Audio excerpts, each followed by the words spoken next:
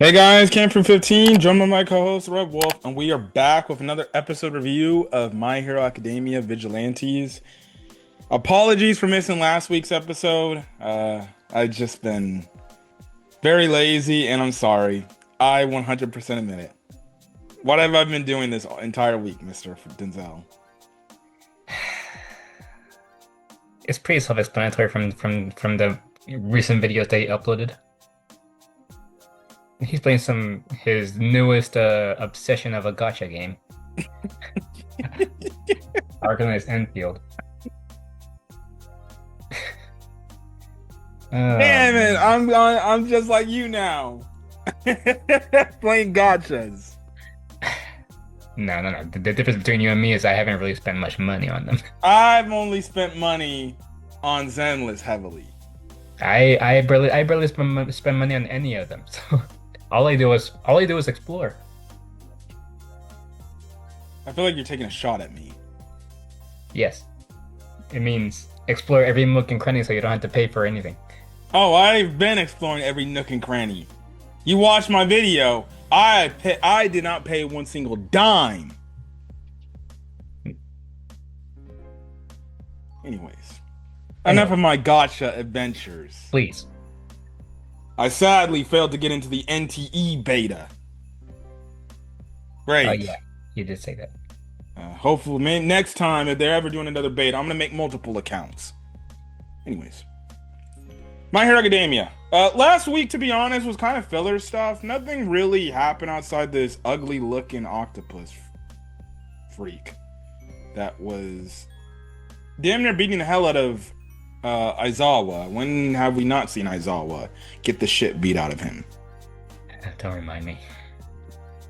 It was funny to see the Common Rider Bugman show up, and then our Mantis buddy, and him pressuring Koichi saying, I know you. Are you I'll just say this. I was absolutely shocked that last week they used the word bigotry. Because it can be determined as a racist term, Um, but I found that quite hilarious. When I was cracking up when he said, what, are you a bigot for me? I'm like, oh my God, ain't no way they just said that. Look, man, Vigilante's dub is more unhinged than the main show's dub. An update, I'm on season 7. Right now I'm watching Your Next movie. So, ah, yes. Anyways. Um, Nothing really happened outside of getting some more leads, but look, this episode was the episode to talk about. yes, for two reasons. One, the midnight scene. Two, the Knuckleduster revelation. Yes. So basically, they're still trying to find some more leads on Trigger, and we find out that there are apparently out of the blue, there's a different type of trigger that's being used there. Now, Sugauchi is trying to talk to Aizawa to get some more information out. And again, it's just this funny stuff, right? Now, now Sugauchi's trying to get Aizawa to go to like this mixer and everything, and Aizawa's like, "Yeah, no, that I don't do that over there." Yeah, but then they're like, if this is your job, you shouldn't be picky about it. Like, he's like, I know someone better suited for that job. Yes, and he picks Koichi. Unbelievable. Hey, but look, we can't blame Aizawa. He's always been like that. He doesn't remember in season 3 when Miss Joke was laughing and being all funny with him, and I guess in a weird way hitting on him, and he was like, "Please get the fuck away from me." Yes, So, look, man, this he don't like to talk. socialize. Socialize. Thank you. That's a better word to use. So there's that. But anyways, we also do see how Popstep is also with Midnight. Rest in peace, Midnight. Um, At least not. Don't say rest in peace yet. She's alive here. Let's just say she's alive right now. Okay, please. and basically I'm like, oh, what's going on? What are they doing? So basically we find out like they're going to the same mixer as Koichi to help out find who's ever supplying this new trigger. Because again, Suguchi got this lead that there's been trigger outbreaks again. So there's that. Anyways, so I'm guessing in Japan, I don't know if this is the case in America, but this mixer is where I guess it's just a row of guys, row of girls that just don't know each other. They try to connect, and maybe you get a relationship out of it happening. Now If that now, anything, now, now that I think about it, I think Black Clover has similar episodes in the past, if you recall, where they end up being in a mixer with some girls. it's been a while since I watched all the Black Clover, so I would have to go back and watch. It's like a couple filler episodes. They were filler, but they were enjoyable. Mostly because of comedy. Hmm. Look, I take it again, like I said, I guess these mixers are a thing where, it's these random people. They all meet up, they all hang out, they get to know each other better. Maybe you get a relationship out of it, or maybe you, I guess, get a one night stand if you get drunk enough. I guess that's how that would probably end, in some cases. So you have these like dudes, and then Koichi, and then Popstep and Midnight. They're basically in disguise. Now Midnight just basically tells Pop, like, look, you just do you. I'll be over here being the pro hero I need to be, right? So look, it's you have this one, I guess, petite little shy girl who Popstep's kind of trying to talk with, and she's like, oh, it's not really my style, and I'm really only here because my friend over here, right? Now we do meet the friend, and the friend's like, oh brother, these guys look like an absolute joke in this one right here in reference to Koichi. He's nothing special. And Yeah, I'm like just like, he's not even talking. He's just sipping his drink and all that stuff. yes. Midnight's over here having a hell of a time just drinking and shit. Eventually, it gets to the point where the girl that wasn't feeling this whole thing, she looked like she's about to throw up, right? She basically kills and collapses over. Koichi catches her and says, hey, are you okay? Don't worry, I'll make sure you're all right. And then all of a sudden, this girl starts simping. And I'm like, yes, Koichi's got a girl. And I know it's probably not going to end well, but he got a girl. Yeah, and then we see this shy girl like reacting in a way like, how dare he? How dare he touch her? Yeah, and when I saw that, I'm like, oh shit, we're dealing with this type of fucking girl. Oh. Yeah, I'm getting Kuroko Shirai vibes from Taro.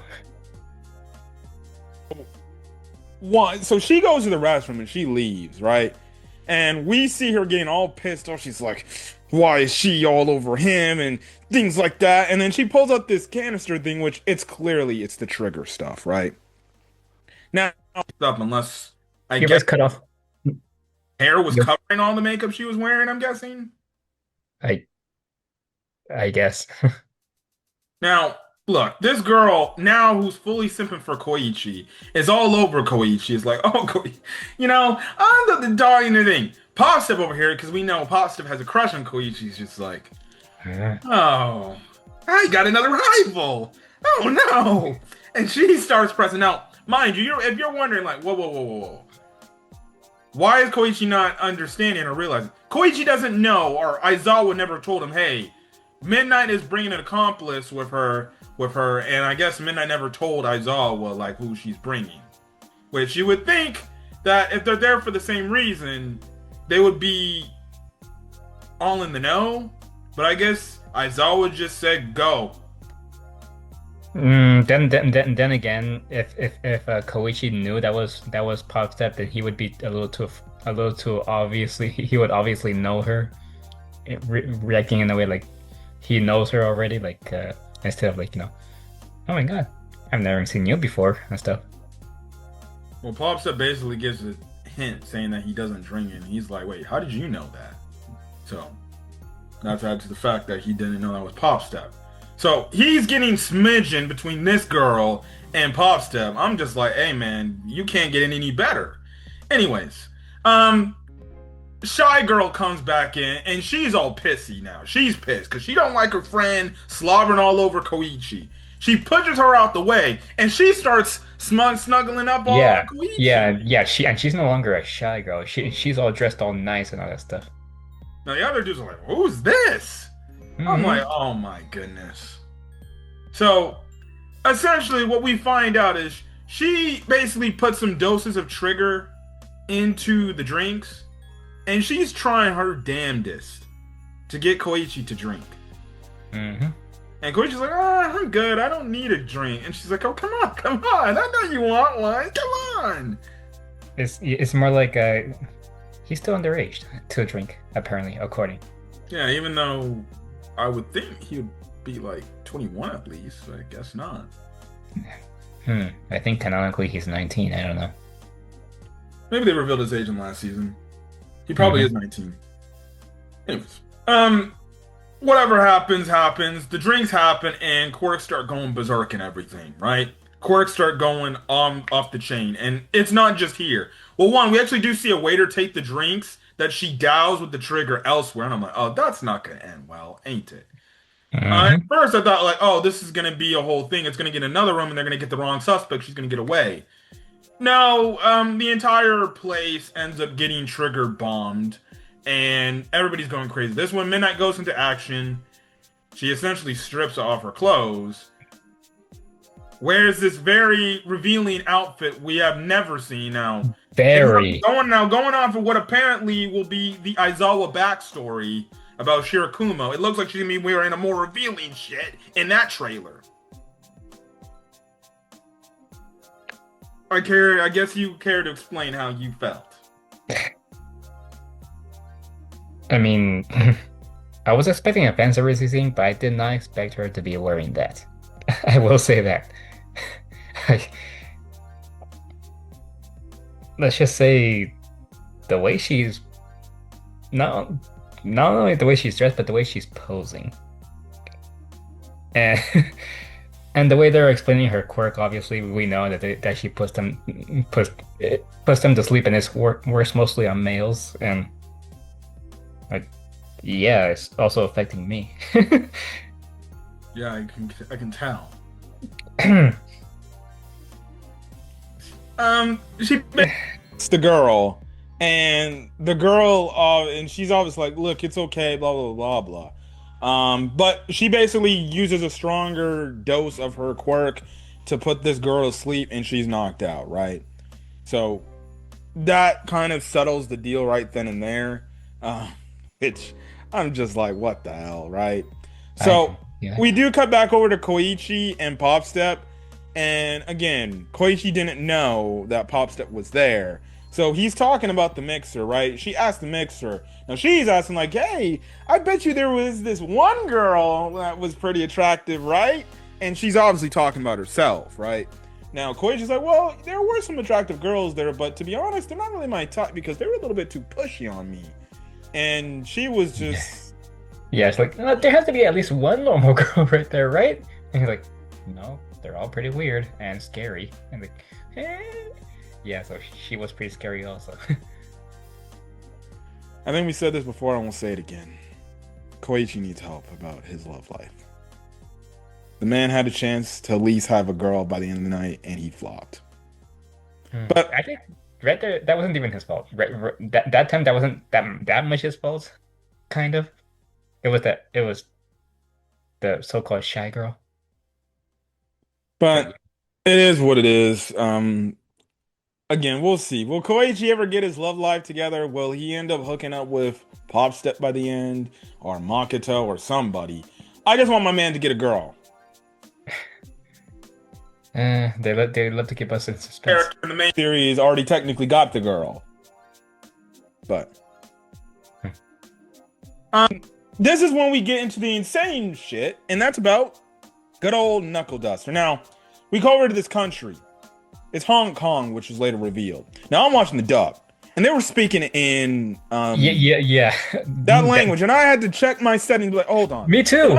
Can I Me adjust too. my settings to subs? And there was no subtitle option. I'm like, huh? I'm sorry, they- I don't speak whatever language people from Hong Kong speak. And I'm just watching it, and I'm like, bro, they have the Japanese subtitles under for the people who are watching the episode in Japanese, who are obviously from Japan, I'm seeing that and I'm like, I don't understand what they're saying. Anyways, we see Knuckleduster basically going kick these dudes' asses like this. And the only reason why he did that is because we find out he actually is working with this other police officer, which I guess is his Tsukauchi, right? Because earlier, the reports coming from the fact that these trigger drugs are actually being imported into Japan. Now, the two, I guess, convenience store dudes are like, really? That's good. It's kind of hard to import this stuff into, or import stuff into Japan because we're strict about that, right? But clearly there's obviously a connect. 100% the importer more than likely is not only this gang that we saw Knuckleduster beat the hell out of, but they're probably also funneled in through All for One, more than likely. Now, again, remember, if you remember from the quote-unquote filler episodes of the main show that basically led into the third movie about the trigger and shit like that, you remember the Selkie stuff and how they were dealing with the trigger things, and then obviously the third movie dealt with the trigger bombs and stuff like that with, you know, trying to unleash the quirks, blah, blah, blah, blah, blah, blah. That may have all came from All for One, or maybe this actually did come from Humorize this entire time, and we just didn't know. So, who knows? Who knows? Fleck Turn maybe had a much bigger role since then. But then again, we do remember Humorize, if you remember watching the third movie, because the movies are canon to the series, Humorize has been an organization for years. And remember, they were actually using Rhodey's father to make the drugs of Trigger, so I guess you can say it was probably Fleck Turn's fault in all this. So there's that. But anyways, he goes in there, he beats the shit out of them. I'm like, okay, yep, that's Knuckleduster. We know who that is. Yeah, I recognize him by the scar also. So essentially, what we see also after that happened, we actually cut to his daughter. And his daughter is healing up in the hospital. Her hair's grown longer. It seems like she's recovering nicely. The one little mini party of gang that we saw in the last season, they're basically right by her side, making sure she's okay and everything, looking after her because Knuckleduster's gone. And they get this nice heartwarming moment where they're trying to play the guitar, but they can't really do it. And also it does seem like she's not, or she's definitely not as strong, because I'm guessing she's still recuperating from the insanity that happened to her in season 1 of this series. So it's clear she probably is a little weak in the nerves and the responses and everything. But it's a nice heartwarming scene, because especially the one dude, the spiky haired dude, he ends up fixing the guitar. And he actually genuinely actually does care about, what is it? Knuckleduster's sister, daughter, my bad. And wants to look after her and make sure he's taking care of her and make sure she's getting back to full health. Anyways, you have it where Knuckleduster shows up. He makes sure to check on Tomio to make sure she's all good and everything.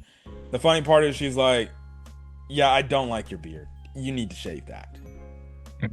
Which, I guess that's funny because it's almost just like with Bulla and Vegeta from Dragon Ball GT, where she did not like his mustache. I guess again, when Dragon Ball Super comes out, or comes back, I need more Vegeta and Bulla moments, because it's very much clear Vegeta is a daddy's girl. Mm-hmm. So he's got to make his quote-unquote little princess happy. Yeah. I need more moments of that. Hopefully we get past the end of the for Dragon Ball Super at some point. Anyways. He ends up leaving because he has to go take another mission. And he does apologize to Tomio, saying, I'm sorry for not always being here, but well, I got to take care of what I got to take care of. Anyways, and that's when she's like, all right, fine, go do what you need to go do. Just when you come back, shave the beard, please. So, word to the wise, I guess if you're a father, probably shave, because more than likely your daughter probably will not like it. Speaking of, when November hits, I'm gonna try no shave November. Just to see how it goes for me. I always try, and then I'm like, you know what, screw it, I need to shave. Yeah. It gets itchy, right? Yes, Yeah. that's the main reason why I always Yeah, shave my that's facial hair. yeah, that's why I've never done No Shave November, but I'm gonna try it just to see how it goes for me. And if I can't take it anymore, then yeah, I'll shave it all I'll off. be shocked if we're recording videos and I see a beard.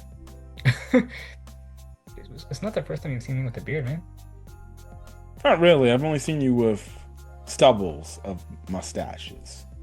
Yeah, that's from me not knowing how to shave right, or my razor not shaving right. Anyways, he meets up with his police connect, and his police connect. Obviously, they talk about the importing and things like that of the drugs and how he stopped it, and then we get an insane revelation. Knuckleduster is revealed to be a hero, and he isn't just any hero. He was O'Clock. Yeah, which that means he's who's master? Yes. The Reverse Flash wannabe. When they revealed this whole thing, and I'm like, oh shit, you're telling me this man was a pro hero? Now, the one question is this. Why is he quirkless apparently? Because last season, Aizawa tried to use his quirk on him or use his quirk on him, and it had no reaction because he was quirkless. So, one or two things happened. This guy was training this dude, and maybe this thing is somewhat similar to One for All, where you can just give the quirk to somebody, the power. Or number two is somehow Knuckleduster must have got involved with All for One at some point. He came across All for One. Maybe All for One took it just by accident. I don't want to say by accident. May have took him when he least expected. Gave it to this dude. Yada yada yada. That's the mystery. Now I'm gonna go with the latter because this series has only shown there's only one guy that can take quirks and give it to somebody else. And yet we do know this O'Clock, this new O'Clock, this villain, he's working with All for One. So, more than likely, that's probably what happened. Now, when the police chief brings up about this dude, clearly Knuckleduster knows who he's talking about. He's like, okay, yeah. See, no, you need to kill him on sight. Your newbie guys, no, they can't be wasting around. You got to kill him on sight. You can't hesitate. And the police dude is like, well, we can't do that. That's not in our jurisdiction. He's like, well, I don't care. You got to make sure you finish the job. So I'm guessing from the way that they're hinting at, it looks like Knuckleduster is going to go after his apprentice. So, yeah, man. This episode was crazy. I was always wondering when Knuckleduster would get back involved in this show, but I did not expect him to actually be a pro hero and actually be a speedster. Or former speedster. So, it's absolutely crazy because even when we got the flashbacks of his daughter in the first season, they never revealed he was actually a hero. So maybe he actually did the hero stuff when he was super, super young before he had Tomio, and maybe before he got married. Probably got his power stolen by All for One, and then he ended up being just a regular citizen. Probably my best case. So, we'll see. But anyways, today was a great episode of MHA Vigilantes, and I definitely can't wait for whatever next week's got in tow, because I guess it's going to be a Knuckleduster focused episode. Also, they do kind of tease that Koichi and Popstep had that feeling like they're being watched by Knuckleduster, because Knuckleduster was watching them in the alleyway to make sure that they're okay. And then Koichi's like, I have this weird feeling like Master's watching me. It's gonna only be a matter of time before all three of them end up meeting up together again, because eventually this thing is gonna have them all running in together. So, yeah. Also, too, I forgot to mention. In the last episode, we did see fake Reverse Flash dude. And oh my god. He beat the ever-living shit out of that octopus monster. Mm-hmm. And I was up to like, oh. And he was beating the shit out of him like he was going to kill him to death. He was pissed. Now, apparently it seems like he can't keep the power up going for long. It seems like there's a limit to how much he can do. Because we do see him having to stop because he actually starts to hurt himself. So, we'll see. He also does know Koichi by name, too. So, that's also not good. So, we'll see where the story's going to go, but I can't believe thank God I remembered that. Thank God I remembered that, but he beat the ever-living shit out of that octopus freak. Hey, look, man, at least, look, that octopus freak was something I thought I would see. He looked like something out of JJK, if we're being honest. Oh, don't mention JJK to me right now. Holy shit. So, anyways, we're gonna go over. If you guys like the video, leave a like, put in the comment section your thoughts, hit that subscribe button if you want to get more My Hero Academia Vigilantes content, or any other MHA stuff. Remember, as a reminder, in May we will be back talking about the main series of MHA because they're doing their OVA episode that explains the events after the story when all the characters are adults. Thank God. Will that lead to a sequel series? I don't know. Anyways, go check out my Arknight's Enfield Levitating Pull video. That's the last video I put on the channel. I still gotta make my Hell's Paradise. Well, by the time this video is getting up, my Hell's Paradise review is public.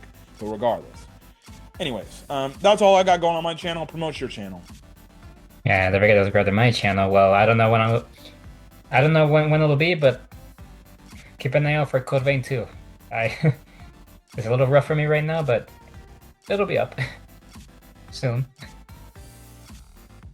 Anyways, we'll get out of here, guys. Catch you guys in the next video. Till then, guys, stay safe out there and have a great rest of your day or your night. Till then, guys.